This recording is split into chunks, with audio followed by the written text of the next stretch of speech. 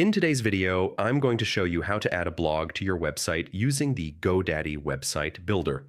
Adding a blog is a great way to share valuable content, connect with your audience, and even drive more traffic to your site. Let's get started.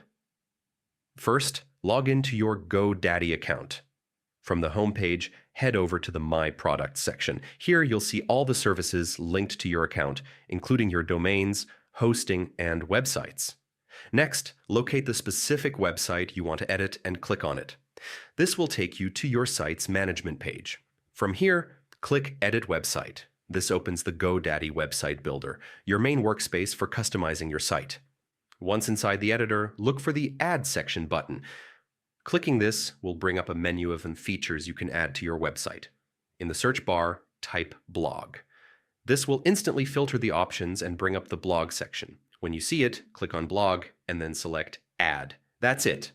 Your blog section is now part of your site. From here, you can start creating posts, whether it's articles and news updates or insights for your audience.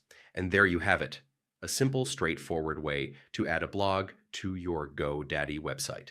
This one feature can help you engage visitors, strengthen your brand, and keep your site content fresh.